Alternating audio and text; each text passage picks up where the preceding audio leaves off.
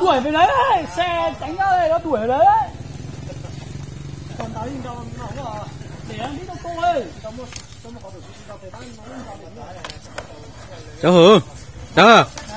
Cháu hả? Muốn lúc xe cha đã uống.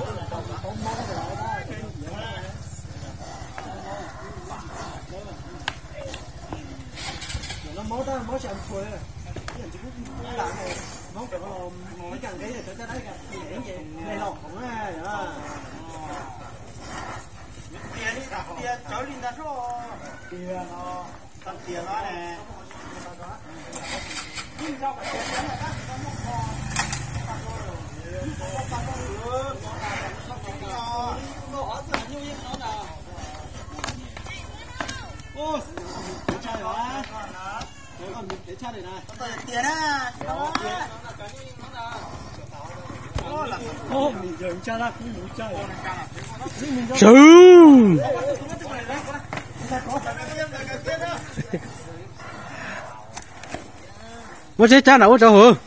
Tiểu xin nổi là để nó luôn cái này. Tiểu xin không?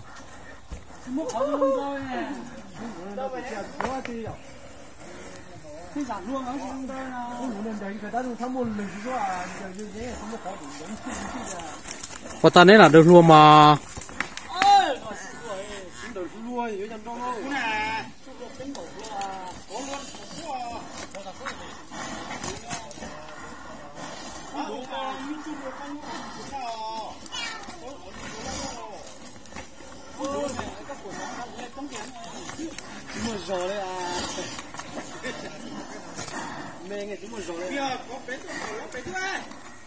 Nó từ cả chân luôn có.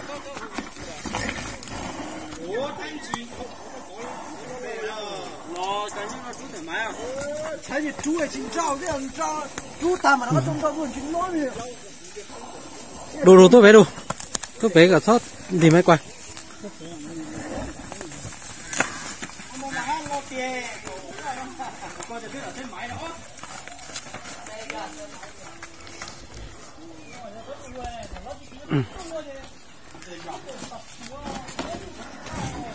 Cá chơi của tao số kế không đá đâu.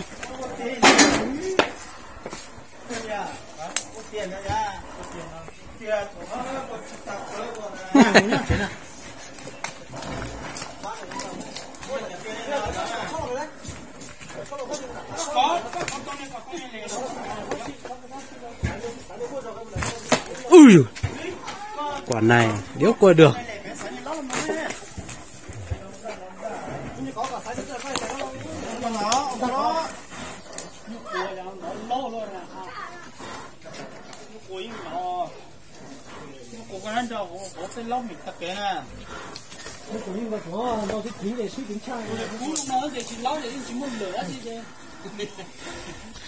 Trời mình nhua. Mình cứ độc tuổi chính giá.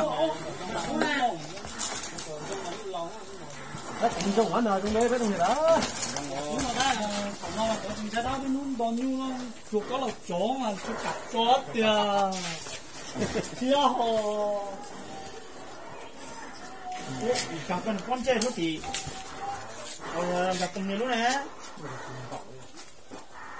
Cái mình có sự kia chứ là có chào với cái cổ hòn tròn lê lè. Đừng mua giò thôi, nhưng đâu đâu. Đừng mua giò thôi, chỉ cho nhớ là. Ủa, đồ cho con thắt chán nó rồi. Cái chỉ cho nhớ. Ủa, anh nói sẵn em nó lao thấp con để này, em nó nói liền trên mình chúng ta táo con trên ta to thô rồi. Ồ, cái này là những cái là cá đồ thôi nhá. Nó ta sản thảo cũng thật to có như thế nào. Ý, con đi xa xa. Ôi. Đó.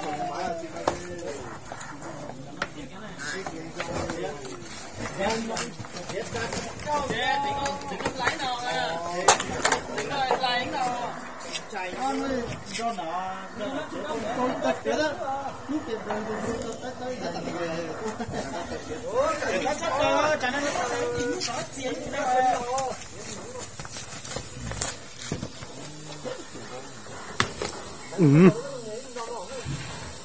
Là đâu mấy nha có ý kiến mà theo nó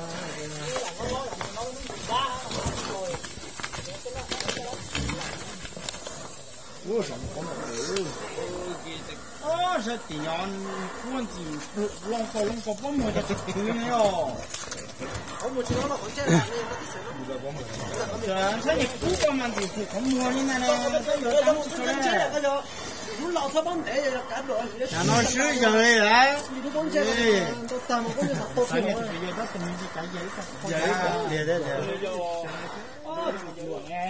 giờ có món này giờ có món này bỏ kìa chuối ít lại kia đó bắt đầu bắt chúng nó sai sắp chúng bỏ không có đi lại rồi còn nó chỉ có chuyển đó rồi chuyển đó sẽ chuyển thì cái này ui cà phê cái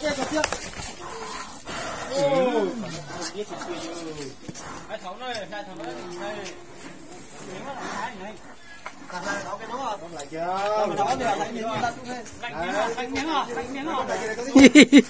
chiếc đó này gì à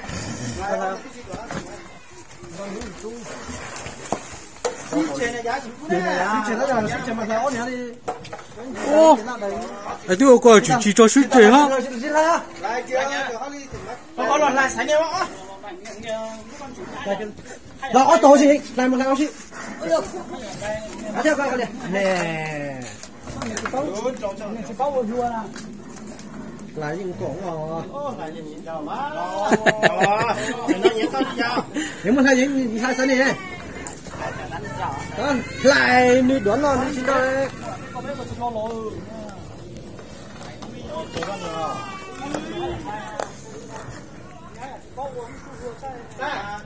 lại thì mấy mặt của lo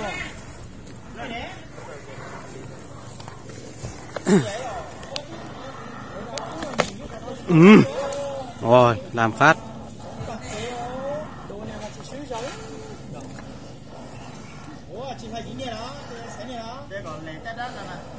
nó tôi phải nó làm gì đây không lại cái này tôi phải nó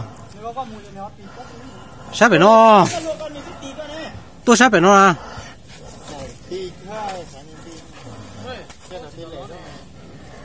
lại kia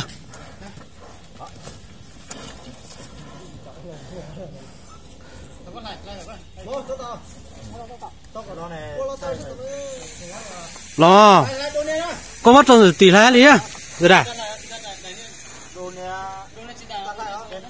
nhiều đi dài rồi người ta lại à không đổ này ta lại chỉ có một cọ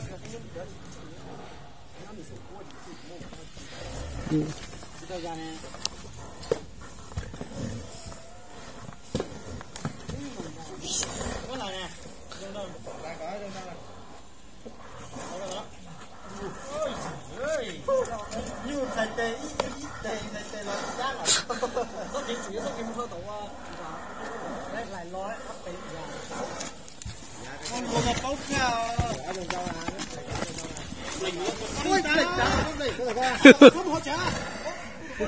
nó chịu có thải vào những bao nhiêu lẻ là gì đâu nếu là như phổi như dài như tàu lùa nó thải cho là nó tông rồi nó thấy nó cho này nó tông nó nhanh tông nó này đấy và nó sắp nó này nó chịu nó này ôi anh nhẹ cái nhau nó vẫn vậy là vậy nó cả những cái cao như nó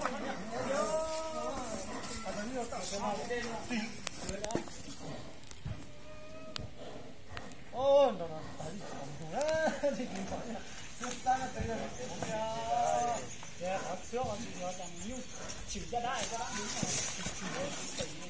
rồi ôi là đúng sai rồi ta ngồi vô mà thật chết sao ô như cái đó của nó như cái đó có mà có con sọc dài à anh ta ơi tiền đâu có đâu mà trong đây nó gì mua chẳng một số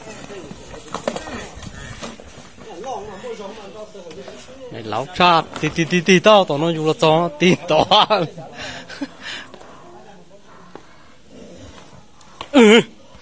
ơi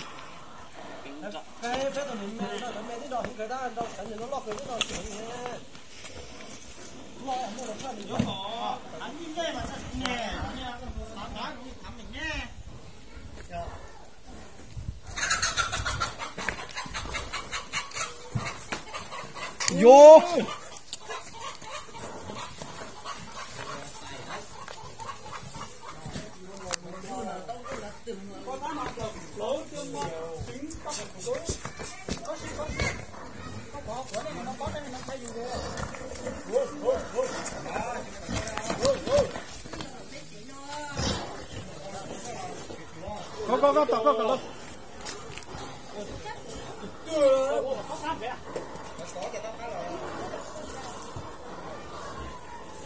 Có. Có kinh nghiệm này nhỉ.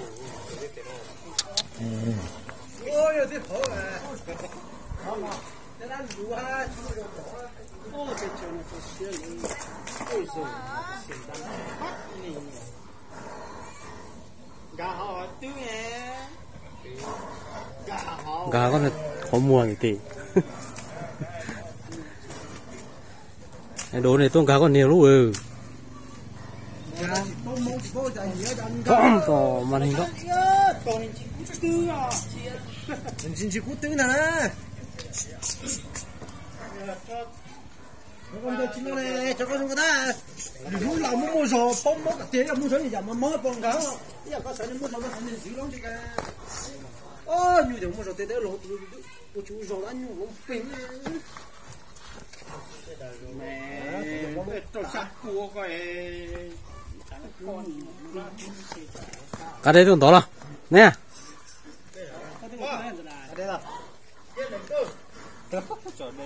Đầu nè, tôi chỉ muốn đầu đi những đó đó.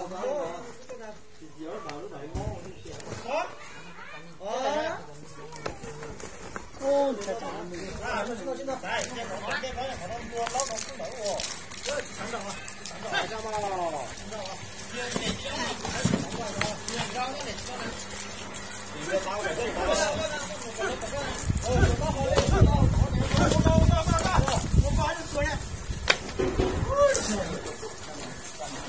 ô, bị cả có à? Đâu? Em miếng nó đang miếng món. Món cái món cái gì? Đại các bạn đại. Đấy. Không phải nó chỗ á. Chỉ có cái mình sẽ nó mỏng như thế. Có được mua rồi cái mình sẽ nó mỏng sao như thế. Nó cũng nhìn cho nó thằng đó nó thấy nó mua rồi cũng được đấy thằng thằng rừng này lâu rồi. Chỉ nó nó nhìn đối là những nhìn đối là xong nhá, giống như con kia lo rời này, nó giống như cút đá này, Cút đá đấy nhiều tháo lại. Cút đá này túi lột thay này. Có sáng nhớ tự nhiên nói là tôi hướng nhận cho bảy tao cho.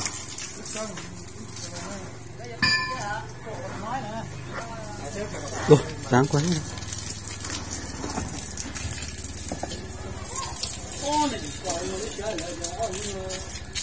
Đúng rồi, đi. Tí trao đổi về.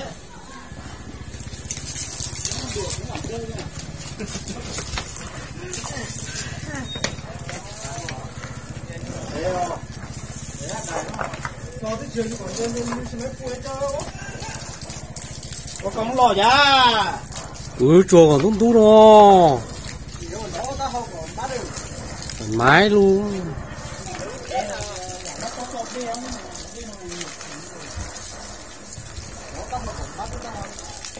Nó toàn tóc ở đây kìa. Nó hót tổ thì tốt đây trời. Lúc còn nó đây mà nó còn chưa tổ tí nó xấu. Có ra sai nhìn được tính cá to to chúng đó. Nhìn đáng hay chúng đó chả có. Trời ơi, cần đá cá ngay mà gì đâu. Có gì đá chắc chúng đó. Nó thằng đá nó mỏng tao kế đi tới sướng. Đấy là tôi đây. Đồ. Đá còn Xe kìa. Đồ này cũng dễ.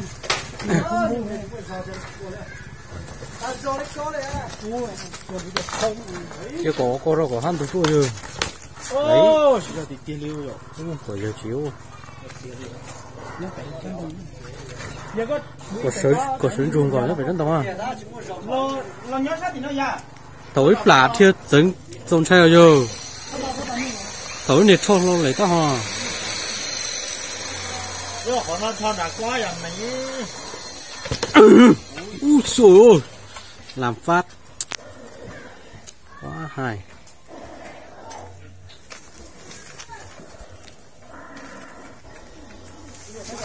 Ui, chủ nhà tiên tình đỏ, màn hình thoải mái.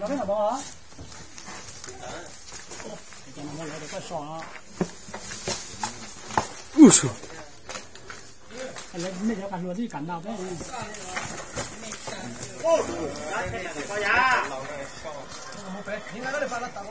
Anh game này. Rồi đấy, muốn lúc chết thôi tổng đấy chứ.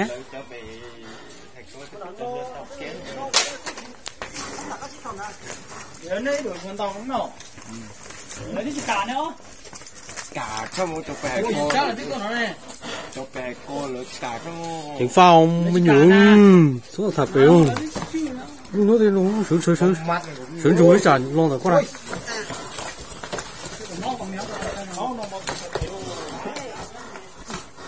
Nó đang học gió.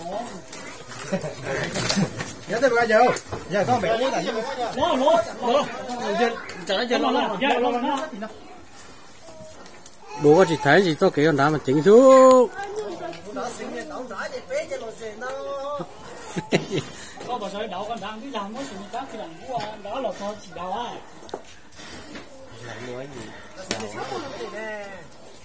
Tại nó mua cái tên nó chỉ đậu ấy. Khóa, xích khóa có lót gì rồi. Như nào anh đâu nó ta đi chỉ cho sửa giá rồi. Ủa, một giờ. Anh chỉ chồng đâu ra. Đồ tàu đâu. Tao tới những này đấy.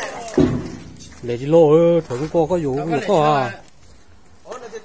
Sai tôi nhớ là có chân lo. Coi nhớ cho. Nó có chưa cho. Đã có chỉ một tí kế giữa anh. Một tí thôi. Cái cú này là kế nó chỉ nhớ nào. Tao kiếm tao sáng đúng không? Trời bao chứ mua chứ. trời chỉ cho tao rồi. Ôi giời, hai con này đi thôi. Nó thấy tiêu thiệt à. Chia lót luôn. Tao kém vào tao xem bóng ấy. Cá chơ đừng nữa à.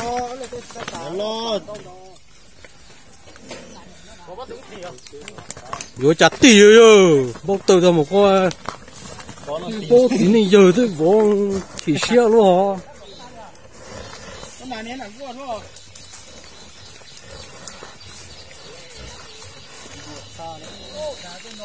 Cá đồ này bốc xa đồ này tôi phải chỉnh á. Đó, giải mùa không? Các bà. Chỉ giải mùa là tí để có bỏ. Ô.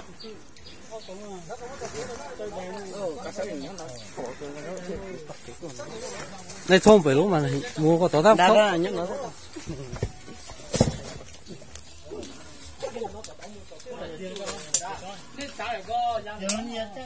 Tá rải tôi kế về cô ấy về theo. Hãy những gì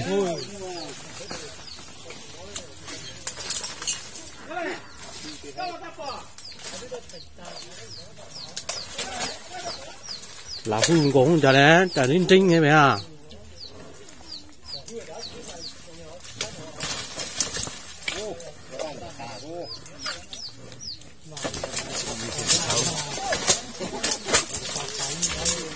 Yo su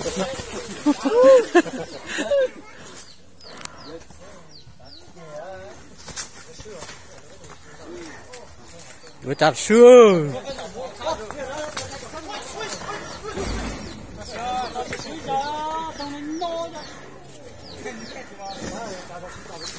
Sư anh chị già lòng đột trì luôn.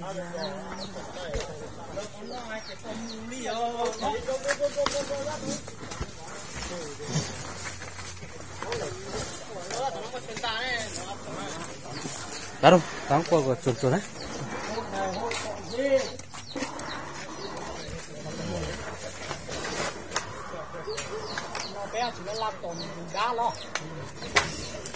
bây giờ nó tao ấy nó có chế thì mình xoa đấy. Ô, còn nó xuống chưa? Được cô. Cả đây thủ tít thô bao hồi thì nó trì thì mà trâu yếu tụ nó. Bây giờ là có thái bảo sống này không có gì mua một thằng đấy. Như vậy không?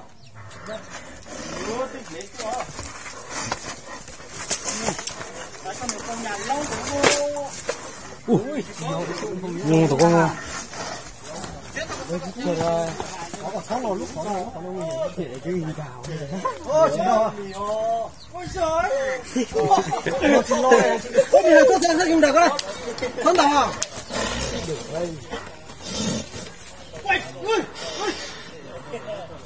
Thế còn mình nhìn máu là ta chỉ cần những cái gì tới sau này muốn lo cái gì mua cái dầu này nó cho mình cho sao mình cho của mình vào cái gì gì mua gì mua lo à thấy cái con này ai miền mua con chết vào con miền chết ta kêu nó là gì chứ kia lo con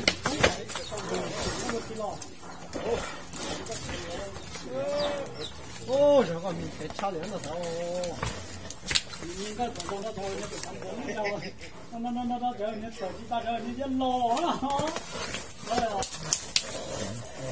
du cái thổi là cũng là du có thổi trong cái dạ tại vì nhìn đâu ấy tụi này yếu luôn là yếu luôn nhìn đâu mình thường đấy hay là giờ mua rồi sao nhìn đâu ta chỉ xuất ra rồi đi chính xác ủa có này Số lô tàu mà đi. có miệng tôi là có thấy cái mình đã sai nào có cái mình đó có cái này tôi chỉ tàu ta xử lý đâu Nó tư lấy gì đó. thế là chỉ đâu thì mua Sư. Trâu cơ liô ta lấy chi lo lo.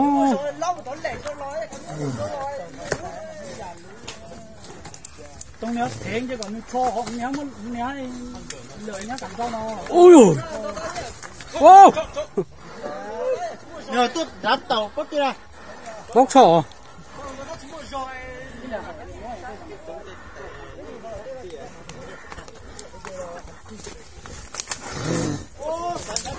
ui trời ơi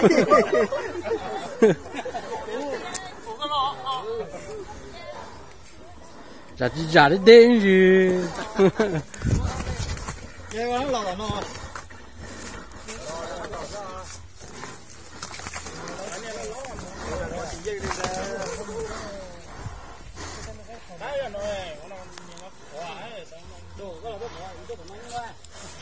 Chỉ lôi tính giờ chúng ta thôi kìa giờ ra thứ hai ta chín trâu mẹ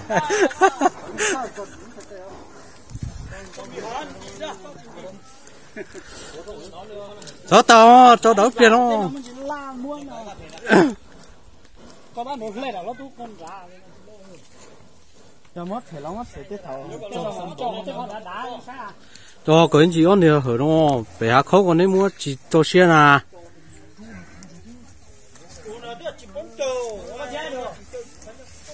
chỉ lôi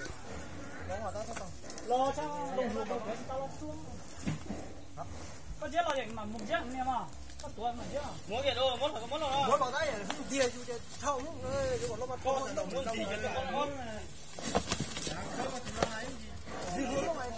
dù bóc cơ dù muốn muốn như chả chỉ lon rau hả sợ hở là bốc trà in nhiều món lấy nhiều thì mà in lon rau đấy ha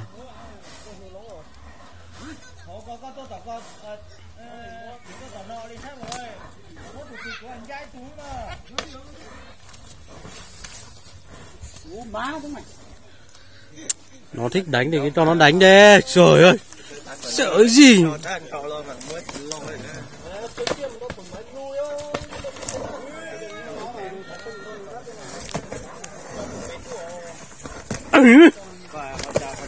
trời ơi tôi tạt gió lên nha không có cái gì không nó